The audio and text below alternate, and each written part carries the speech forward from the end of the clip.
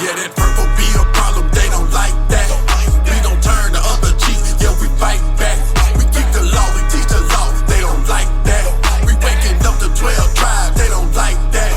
Yeah, that purple be a problem, they don't like that. We don't turn the other cheek, yeah, we fight back. We keep the law, we teach the law, they don't like that. Waking up the 12 tribes, they don't like that. We hit the streets to bring it out, they don't like that. No doubt, we ain't lying, we ain't fly, yeah. A roaring lion crouching down, they don't like that. The tribe of Judah, watch us do this, we gon' fight back. And yeah, your pastor know we lying, talking about he know the scripture like a butcher, so I keep a knife. I pull it out and cut him with his wartime, it's spiritual. Praying for my son and them, praying for my aunties and my uncles and my cousin them.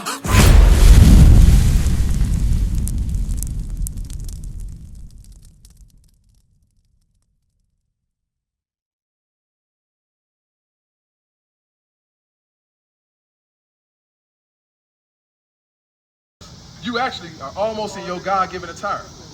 But I'm saying, if you observe the situation, what do all the men have on that the women should not have on? It's easy. You looking right at it. I just, you know what I'm saying? Hit one of those just for a little hit. Pants. We should not be wearing pants. The women should not wear pants. You see what I'm saying? Come on. Neither shall a man put on a woman's garment. Neither should a man put on a woman's garment. So what do you see today? Have you seen a man put a dress on today? You ain't seen a Tyler Perry film where he was Big Mama? You ain't seen Martin Lawrence and, he was Medea, and then Martin put a dress on and said, I'm Big Mama. And then Jaden Smith put a dress on. And then P. Diddy came up with a kilt and in a dress. It's happening all around you. All our people are doing what? Breaking the commandments of God. And our sisters will jump up and say, well, there's women's pants, is there not? There's no such thing as women's pants. Go to Exodus 28 and 41. Ain't no woman dress. Ain't no man dress. Ain't no such thing as no man purse either. All those effeminate ways got to stop. Exodus 28 and 41.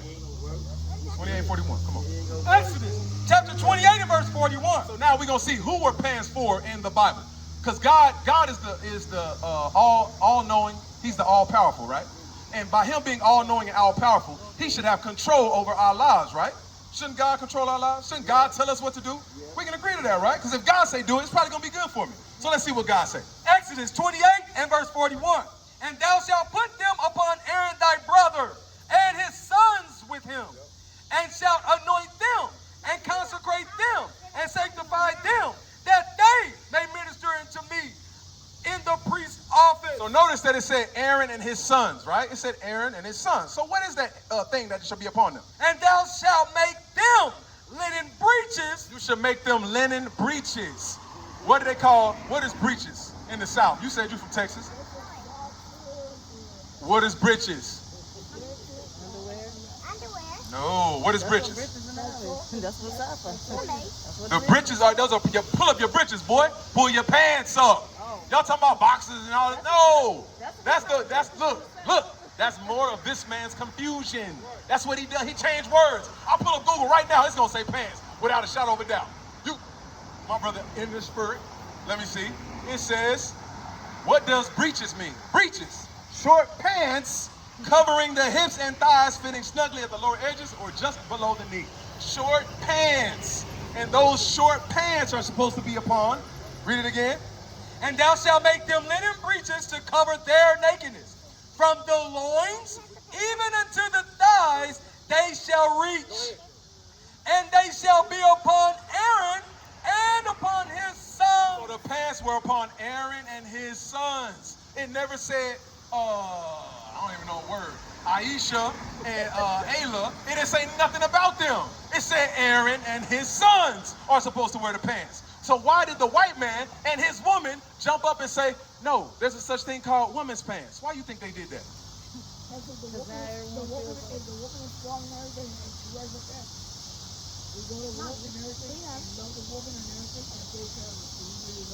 He said the woman becomes strong, right?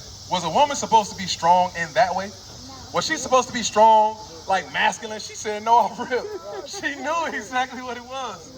Out of the mouth of babes, the children, they're pure. I ain't gonna say they're pure, but the closest thing to pure we got. You know what I'm saying? And out of her mouth, she said women ain't supposed to be strong like that. No, They're supposed to be strong in what? A supportive role to their man. The man goes out and does all that. The woman ain't got to be the one out in the streets making the money. She ain't got to be bucking up in people's chests, telling brothers what to do, all that. That's not her role. And when it is like that, she loses her femininity. She loses her power. Her strength gone. You see what I'm saying? All because you want to put on pants. Now go back to Deuteronomy 22 and 5. Deuteronomy chapter 22 and verse 5. The woman shall not wear that which pertaineth unto a man. So the woman should not wear what belongs to a man, which are pants, right? Come on. Neither shall a man put on a woman's garment. So why today's society, they have something called cross-dressing? Why is that, sis? Why is that okay today? Why is that? Everybody wants to be equal. Everybody wants to have what the man has and wants to be as powerful as the man because they feel like they could do it too. Okay, that's perfect. That's perfect. But that ideology, is that of the Bible? No. So if it's not of God, where's it from? What the people put in the word for them. But listen, if it's not from God, who does it come from? Man. But who is man led by? He ain't led by God, so who else is there to be led by? Satan, the devil.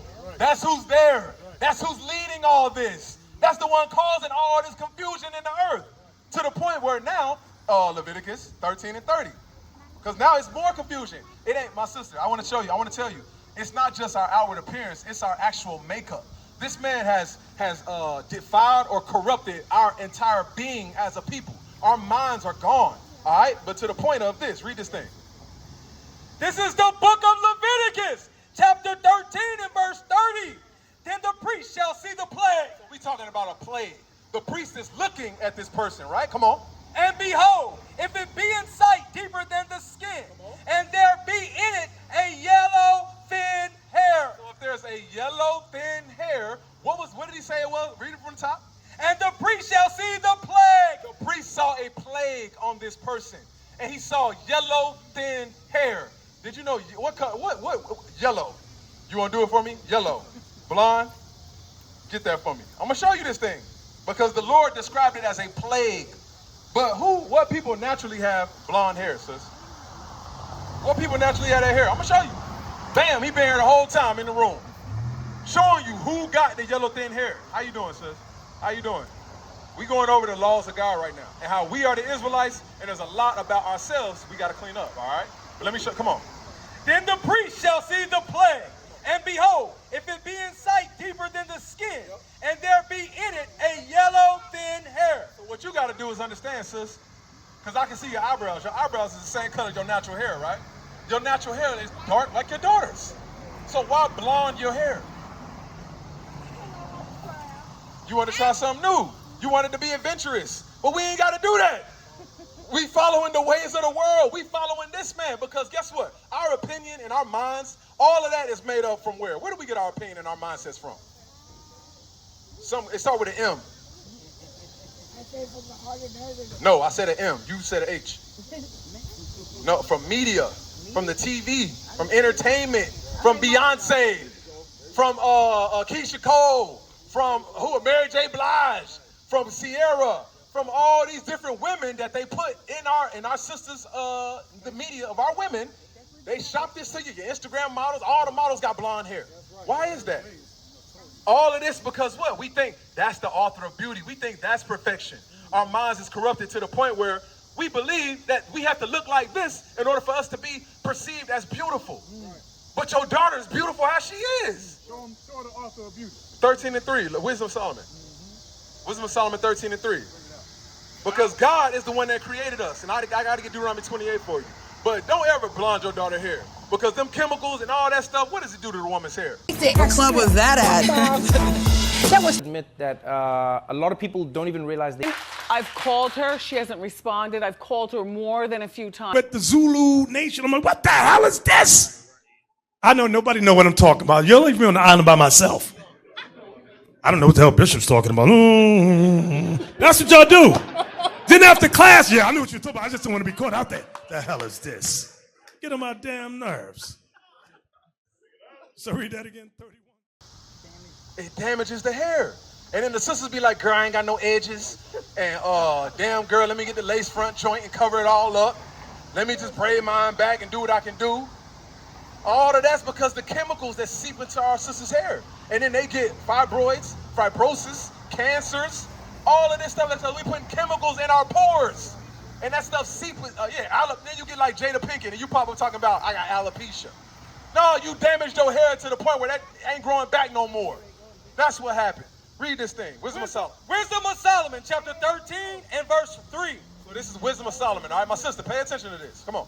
With whose beauty, if they being delighted, took them to be God. So guess what? When we look at the stars, the moons, all those things, we see that, right? And we see it as beautiful. And we imagine it as gods, right? But guess what? Come on. Let them know how much better the Lord of them is. For the first author of beauty had created them. The first author of beauty created us. So the man that was first made, Genesis 2 and 7. You with me? The first man that was made, the Lord said, I made you beautiful.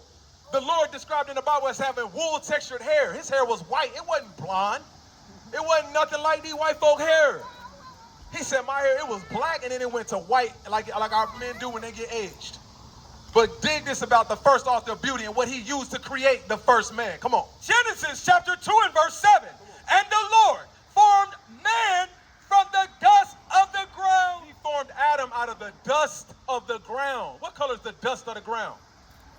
Brown. So the first man ever created was a black man. Adam was black. Eve, she came from him, did she not? So that means she also was a black woman. But these are the first people ever created.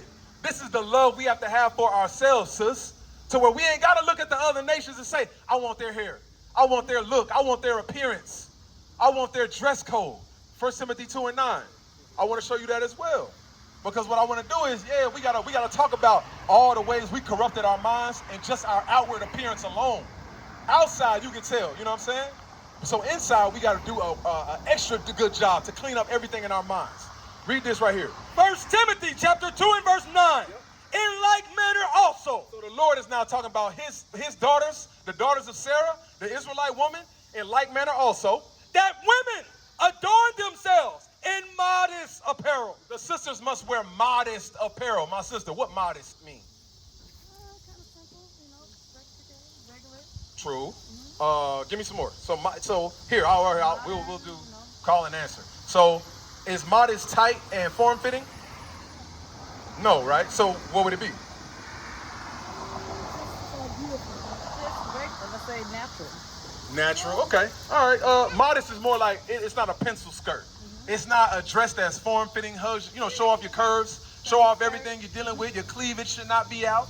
Your daughter walking around in the little shorts, that should not be happening because men are pedophiles today and they may be looking at your daughter. And you walking up and down the streets by yourself with no protection. And all praise to the Most High, nothing has happened. But sis, you want to put her in a modest dress. Show her what it means to be a woman. Because the media, Megan Thee Stallion, Cardi B, Nicki Minaj, who else? Beyonce, Sexy Red, who else? The Glorilla, Megan the Male Horse, the Stallion. I don't know what that was about. But they make all them, right? And when they put them on the media, how do they look? You heard what she said? Honey, how does Megan Thee Stallion look? What about Nicki Minaj? You don't know her? That's too old. Okay. Who else? Mama don't let her listen to all that. All praises. All praises. You shouldn't. What about Cardi B? All praises. But she know Megan Thee Stallion. That's just as bad. Because when the related songs is going through, she going to pop up too. And before you know it, she going to know all them songs. And it's going to corrupt her mind. I'm telling you. But this is what she got to be. Come on. In like manner also, that women adorn themselves in modest apparel. So our sisters got to be modest. Modest means not drawing sexual attention to yourself. That's what it means. What is a nation? Nation is family.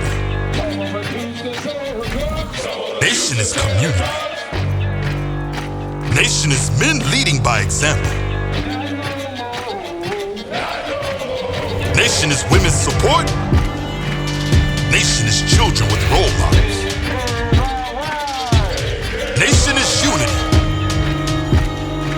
Nation is